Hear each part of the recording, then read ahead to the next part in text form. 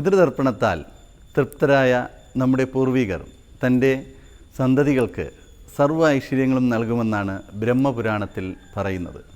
നാം ഏത് ദേവൻ്റെയോ ദേവിയുടെയോ സഹസ്രനാമം 1,00,000 പ്രാവശ്യം ഉരുവിടുമ്പോൾ നമുക്ക് കിട്ടുന്ന പുണ്യം എത്രയാണോ അത്രയും പുണ്യം ഒരു കർക്കിടക വാവുബലിക്ക് നിങ്ങളുടെ പിതൃക്കൾക്ക് ബലിതർപ്പണം നടത്തുമ്പോൾ നിങ്ങൾക്ക് ലഭിക്കുന്നു. നമസ്കാരം. സഹസ്ര ജ്യോതിഷം യൂട്യൂബ് ചാനലിലെ പുതിയൊരു വീഡിയോയിലേക്ക് എല്ലാ പ്രേക്ഷകർക്കും സ്വാഗതം. കർക്കിടക വാവുബലിയോടനുബന്ധിച്ച് എങ്ങനെ ബലിതർപ്പണം നടത്തണം, വ്രതങ്ങൾ എടുക്കുന്നത് എങ്ങനെയാണ്, ഒരിക്കലൂണ് എങ്ങനെയാണ്, പിതൃക്കൾക്ക് സദ്യ ഒരുക്കുന്നത് എങ്ങനെയാണ്, ഇതെല്ലാം ചേർത്തിട്ടുള്ളൊരു വീഡിയോ ആണ് വരുന്നത്. ഈ ചാനൽ ആദ്യമായിട്ട് കാണുന്നവർ സബ്സ്ക്രൈബ് ചെയ്യുക, ലൈക്ക് ചെയ്യുക, നിങ്ങളുടെ ഫ്രണ്ട്സിന് ഈ വീഡിയോ ഷെയർ ചെയ്യുക. ബലിതർപ്പണം നടത്തുന്നതിന് മുമ്പ് വ്രതമെടുക്കേണ്ടത് 3 ദിവസമാണ്. ഒന്നാമത്തെ ദിവസം ബലിയിടുന്ന ദിവസം നിങ്ങൾ പൂർണ്ണമായും വ്രതമായിരിക്കണം. ഒരിക്കലെടുക്കുന്ന അതിൻ്റെ തലേ ദിവസം ഒരിക്കലെടുക്കുമ്പോഴും പൂർണ്ണമായും വ്രതമെടുക്കണം. ഒരിക്കലെടുക്കുന്നതിൻ്റെ തലേ ദിവസവും വ്രതശുദ്ധിയോടുകൂടി തന്നെ ഇരിക്കണം. അങ്ങനെ 3 ദിവസമാണ് വ്രതമെടുക്കാനുള്ളത്.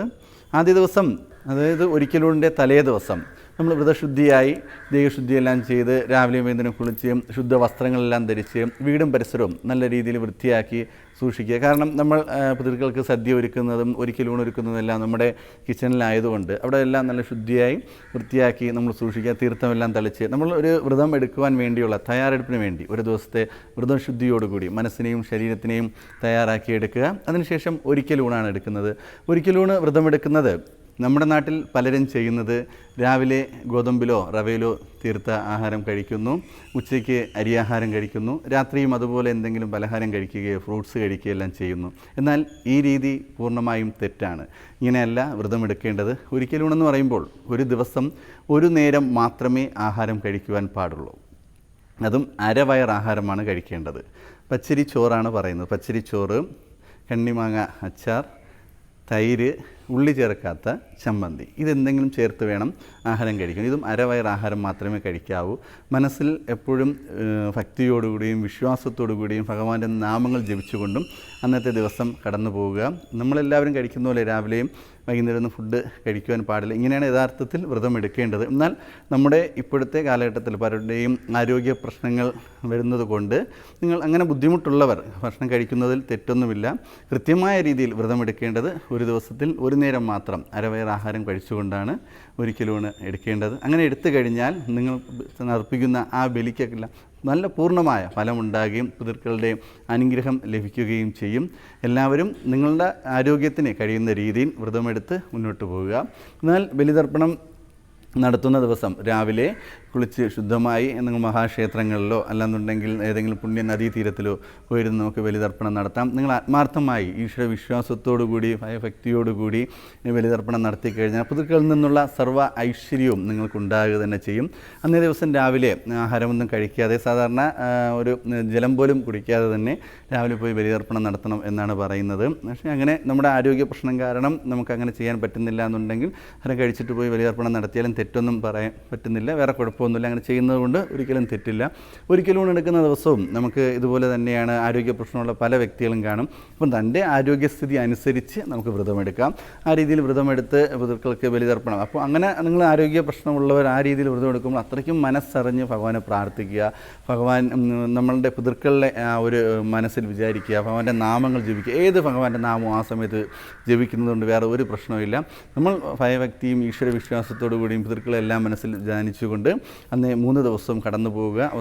ലാസ്റ്റ് ദിവസമാകുമ്പോഴേക്കും നമ്മൾ പോയി ബലിതർപ്പണം നടത്തുക. മനസ്സറിഞ്ഞ ആത്മാർത്ഥമായ രീതിയിൽ ബലിതർപ്പണം നടത്തിക്കഴിഞ്ഞാൽ നമുക്ക് അതിൻ്റേതായ പുണ്യം ലഭിക്കുക തന്നെ ചെയ്യും. ശരിയുമുണ്ടാകും. നമ്മൾ പല പ്രശ്നങ്ങളും നോക്കാൻ പോകുമ്പോഴേക്കും പറയുന്നുണ്ട് പിതൃക്കളുടെ കോപം ഉണ്ടാകുന്നു, പിതൃക്കൾ തൃപ്തരല്ല എന്നൊക്കെ പറഞ്ഞ് വീണ്ടും പോയി നമ്മൾ ബലിയൊക്കെ ഇടാറുണ്ട്. അങ്ങനെ പല പരിഹാരങ്ങളും ചെയ്യുന്ന ആൾക്കാരെ കാണാം. അപ്പോൾ അതൊന്നും ഉണ്ടാകാതിരിക്കാനായിട്ട് കർക്കിടക വാവുബലി ആത്മാർത്ഥമായി നിങ്ങൾ അർപ്പിച്ചു കഴിഞ്ഞാൽ അതിൻ്റെ അനുഗ്രഹം നിങ്ങൾക്ക് കിട്ടുക തന്നെ ചെയ്യും. ബലിയിടുന്ന ദിവസം വളരെ ഭയഭക്തിയോടുകൂടി പോയി ബലിതർപ്പണം നടത്തുക. അന്ന് രാവിലെ ആഹാരം കഴിക്കാതെ വെള്ളം പോലും കുടിക്കാതെ പോയി ബലി അർപ്പിക്കണമെന്നാണ് പറയുന്നത്. അങ്ങനെ ചെയ്തു കഴിഞ്ഞാൽ വളരെ നല്ലത് തന്നെയായിരിക്കും. എന്നാൽ ആരോഗ്യ പ്രശ്നം കാരണം എന്തെങ്കിലും ബുദ്ധിമുട്ടുണ്ടെന്നുണ്ടെങ്കിൽ കുഴപ്പമില്ല, നിങ്ങൾക്ക് ചെറിയ രീതിയിലുള്ള ഭക്ഷണമെല്ലാം കഴിച്ചുകൊണ്ട് ബലിതർപ്പണം നടത്താം. അതിനുശേഷം നിങ്ങൾ പിതൃക്കൾക്ക് സദ്യ ഒരുക്കുന്നൊരു പതിവുണ്ട്. അത് ഓരോ സ്ഥലങ്ങൾക്കും ഓരോ ദേശത്തിൻ്റെ വ്യത്യാസങ്ങളനുസരിച്ച് മാറി മാറി വരാറുണ്ട്. അവരുടെ ഇഷ്ടത്തിനനുസരിച്ച് ഭക്ഷണങ്ങൾ കൊടുക്കാറുണ്ട്. ചില സ്ഥലങ്ങളിൽ നോൺ വെജ് വരെ പിതൃക്കൾക്ക് ഈ സദ്യ ഒരുക്കുമ്പോൾ അതിനോടൊപ്പം നോൺ വെജ് കൊടുക്കാറുണ്ട്. ചിലർ തൻ്റെ പിതാവ് മദ്യപിക്കുമെന്ന് പറഞ്ഞുകൊണ്ട് മദ്യം തന്നെ ഒരുക്കി വയ്ക്കാറ്. ഇങ്ങനെയൊക്കെ ചെയ്യുന്നത് പലയിടത്തും കാണാറുണ്ട്. എന്നാൽ അങ്ങനെ ചെയ്യുന്നത് കൊണ്ട് ഇല്ല, വളരെ കുഴപ്പമൊന്നുമില്ല. അങ്ങനെ നിങ്ങൾക്ക് ചെയ്യുവാൻ സാധിക്കുന്നു എന്നുണ്ടെങ്കിൽ സദ്യ തന്നെ ഒരുക്കുക. പലരും ഇപ്പോഴത്തെ അവസ്ഥയിൽ സദ്യ ഒരുക്കാൻ മടി കാരണവും അല്ലെങ്കിൽ അതിൻ്റെ ബുദ്ധിമുട്ട് കാരണവും വാങ്ങിച്ചോ അല്ലെങ്കിൽ മറ്റെവിടെന്നെങ്കിലും കൊണ്ടുവന്നോ പിതൃക്കൾക്ക് കൊടുക്കുന്നൊരു പതിവ് കാണുന്നുണ്ട്. എന്നാൽ അത് പൂർണ്ണമായും തെറ്റാണ്. ഒരിക്കലും അങ്ങനെ ചെയ്യരുത്. നമ്മൾ പിതൃക്കൾക്ക് കൊടുക്കുമ്പോഴേക്കും നമ്മുടെ കൈ കൊണ്ട് പാചകം ചെയ്ത ഭക്ഷണം അത് തന്നെ കൊടുക്കണം. എങ്കിൽ മാത്രമേ അവർക്ക് തൃപ്തി വരികയുള്ളൂ, അവർ സ്വീകരിക്കുകയുള്ളൂ. ഒരു ഹോട്ടലിൽ നിന്ന് വാങ്ങിച്ചോ മറ്റെവിടെന്നെങ്കിലും വാങ്ങിച്ചോ അർപ്പിക്കുന്നത് ശരിയായ കാര്യമല്ല. നിങ്ങൾക്ക് കഴിയുന്ന രീതിയിൽ നിങ്ങൾ ഒരു പിടി ചോറ് അത് ഒരു കറിയൊഴിച്ച് വച്ച് പിതൃക്കളെ ആത്മാർത്ഥമായി മനസ്സിൽ വിചാരിച്ച് അർപ്പിച്ച് കഴിഞ്ഞാൽ അത് തന്നെയാണ് ഏറ്റവും വലുത്. സദ്യയായിട്ട് എല്ലാ വിഭവങ്ങളും ഒരുക്കേണ്ട ആവശ്യമൊന്നുമില്ല. ഇങ്ങനെ കൊടുക്കുമ്പോൾ നമ്മൾ ബലിയർപ്പണമെല്ലാം കഴിഞ്ഞ് വീട്ടിൽ വന്ന് ശുദ്ധമായി നമ്മൾ സദ്യയൊക്കെ ഒരുക്കി കൊടുക്കേണ്ട രീതി എന്ന് പറഞ്ഞാൽ ഒന്നില്ലെങ്കിൽ ഒരു റൂമിൽ അല്ലാന്നുണ്ടെങ്കിൽ നമ്മളുടെ ഒരു ഡൈനിങ് ടേബിളിൽ തന്നെ ശുദ്ധമായി വൃത്തിയാക്കി തീർത്ഥമെല്ലാം തളിച്ച് വെച്ചിട്ട് നമുക്ക് വേണമെന്നുണ്ടെങ്കിൽ പിതൃക്കളുടെ അല്ല അച്ഛൻ്റെയോ അമ്മയുടെയോ ഫോട്ടോ വേണമെങ്കിൽ അവിടെ വയ്ക്കാം. അങ്ങനെ വെച്ചില്ലെങ്കിലും കുഴപ്പമൊന്നുമില്ല. ചിലവരങ്ങനെ അതിനുവേണ്ടി വയ്ക്കാറുണ്ട്. അല്ലെങ്കിൽ ഒരു നിലവിളക്ക് കത്തിച്ച് വയ്ക്കുക. നിലവിളക്ക് കത്തിച്ച് വെച്ചിട്ട് ഇവിടെ ഒരു നമ്മൾ സദ്യ ഒരുക്കുന്ന നിലയിലിട്ട് വിഭവങ്ങളെല്ലാം ഒരുക്കി വെച്ചിട്ട് വെള്ളമെല്ലാം വെച്ചിട്ട് അതിന് ഒരു തുളസിക്കതിരെല്ലാം ഇട്ട് വയ്ക്കുക. വിളക്കിൻ്റെ അടുത്ത് ഒരു തുളസിക്കതിരെല്ലാം ഇട്ട് വെച്ചതിന് ശേഷം ആ വാതിലടയ്ക്കുക. നമ്മുടെ റൂമാണെങ്കിൽ റൂം, വീടാണെങ്കിൽ വീട് അടച്ച് നിങ്ങൾ പുറത്ത് ഒരു 2 മിനിറ്റ് നേരം പുറത്തിരിക്കുക. പുറത്തിരുന്നതിന് ശേഷം മനസ്സിൽ വേറെ സംസാരമോ കളിയോ ചിരിയോ ഒന്നും പാടില്ല. പുറത്തിരുന്ന് നമ്മൾ ആരാണോ അർപ്പിക്കുന്നത് അവരെ മനസ്സിൽ വിചാരിക്കുക. അല്ലെങ്കിൽ പൂർവീകരെ എല്ലാവരും മനസ്സിൽ വിചാരിച്ച് പ്രാർത്ഥിച്ചുകൊണ്ട് 2 മിനിറ്റ് നേരം വെളിയിൽ മൗനമായി ഇരിക്കുക. അതിനുശേഷം കതവിനെ തട്ടി തുറന്ന് അകത്ത് കയറിയിട്ട് ആ തുളസി തീർത്ഥം അതായത് തുളസിയില എടുത്ത് വെള്ളത്തിൽ മുക്കി വെച്ചിരിക്കുന്ന വെള്ളത്തിൽ മുക്കി സദ്യയിൽ തളിച്ചതിന് ശേഷം സദ്യ അതുപോലെ തന്നെ എടുത്ത് നമുക്ക് പുറത്തോ അല്ലെങ്കിൽ ടെറസിൻ്റെ മുകളിലോ എവിടെയെങ്കിലും കൊണ്ടുവച്ചിട്ട് കാക്കയ്ക്ക് കൊടുക്കുന്നതാണ് പതിവ്. ചിലർ അത് തന്നെ അവരുടെ പിതൃക്കൾ കഴിച്ച സദ്യ കഴിക്കാറുണ്ട്. അങ്ങനെ കഴിച്ചു എന്ന് പറഞ്ഞും തെറ്റൊന്നുമില്ല. ഇതൊന്നും ഒരു പ്രശ്നമല്ല. നമുക്ക് മനസ്സറിഞ്ഞ് ആത്മാർത്ഥമായിട്ട് നമ്മുടെ കൈകൊണ്ട് ഒരു പിടി ചോറ് പിതൃക്കൾക്ക് നൽകിക്കഴിഞ്ഞാൽ അത് തന്നെയാണ് ഏറ്റവും വലിയ പുണ്യം, ഏറ്റവും വലിയ അനുഗ്രഹം. അവരുടെ എല്ലാവരുടെയും അനുഗ്രഹം നിങ്ങൾക്ക് തന്നെ ഉണ്ടാകും. എന്നാൽ ഇതെല്ലാം കഴിയുന്നു. അന്ന് അവധി ദിവസമാണ്. അപ്പോൾ എല്ലാവരും പറയുന്ന എല്ലാ കാര്യവും കഴിഞ്ഞു, ഉച്ചയോടുകൂടി എല്ലാം കഴിഞ്ഞു. വൈകുന്നേരം ആകുമ്പോഴേക്കും പലരും നോൺ വെജ് ഉപയോഗിക്കുന്നു, മദ്യപിക്കുന്നു, ഇങ്ങനെയൊക്കെ ആഘോഷിക്കുന്ന പതിവ് കാണുന്നുണ്ട്. ഒരിക്കലും അങ്ങനെ ചെയ്യരുത്. അന്നേ ദിവസം പൂർണ്ണമായും വ്രതം തന്നെയായിരിക്കണം. വ്രതശുദ്ധിയോടുകൂടി അന്നേ ദിവസം പ്രാർത്ഥനയോടുകൂടി പിതൃക്കളുടെയും മനസ്സിൽ വിചാരിച്ച് അന്നത്തെ ദിവസം നിങ്ങൾ അടുത്ത് വിട്ടുകഴിഞ്ഞാൽ, അതായത് ഈ 3 ദിവസം വ്രതത്തോടുകൂടി പൂർവികർക്ക് അല്ലെങ്കിൽ നിങ്ങളുടെ പിതൃക്കൾക്ക് ബലിതർപ്പണം നടത്തി കഴിഞ്ഞാൽ സർവ്വ ഐശ്വര്യവും നിങ്ങളുടെ ജീവിതത്തിൽ വന്നു ചേരുമെന്നാണ് പറയുന്നത്. നിങ്ങൾ ആത്മാർത്ഥമായ രീതിയിൽ ബലിതർപ്പണം നടത്തിക്കഴിഞ്ഞാൽ ഈ നിങ്ങളുടെ ബലിതർപ്പണത്തിൽ തൃപ്തരായ നിങ്ങളുടെ പിതൃക്കൾ എല്ലാവരും കൂടി ചേർന്ന് നിങ്ങൾക്ക് സർവ്വ ഐശ്വര്യം, യശസ്സ്, കീർത്തി, ധനം, ഇങ്ങനെ പലതര ഐശ്വര്യങ്ങളും നിങ്ങളുടെ ജീവിതത്തിൽ വന്നു ചേരുക തന്നെ ചെയ്യും. കൂടാതെ നിങ്ങൾ ഈ ഒരു നാമജപം പലരും ജപിക്കുന്നവരുണ്ട്. ലളിതാ സഹസ്രനാമം, വിഷ്ണു സഹസ്രനാമം, ശിവസഹസ്രനാമം. ഈ സഹസ്രനാമങ്ങൾ നമ്മൾ ഒരു ദിവസം ചിലപ്പോൾ ഒരു പ്രാവശ്യം ജപിക്കും.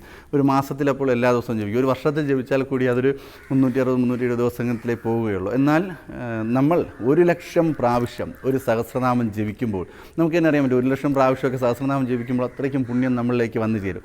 അത്രയും പുണ്യം ഒരു പ്രാവശ്യം ബലിതർപ്പണം നടത്തി ആത്മാർത്ഥമായി നമ്മൾ ബലിതർപ്പണം നടത്തിയാൽ നമുക്ക് ലഭിക്കും എന്നാണ് പറയുന്നത്. അതുകൊണ്ട് ആത്മാർത്ഥമായ രീതിയിൽ ബലിതർപ്പണം നടത്തി കഴിഞ്ഞാൽ പിതൃക്കളുടെ അനുഗ്രഹം ലഭിക്കുകയും നിങ്ങളുടെ സർവ്വദോഷങ്ങളും മാറിക്കിട്ടുകയും ചെയ്യും.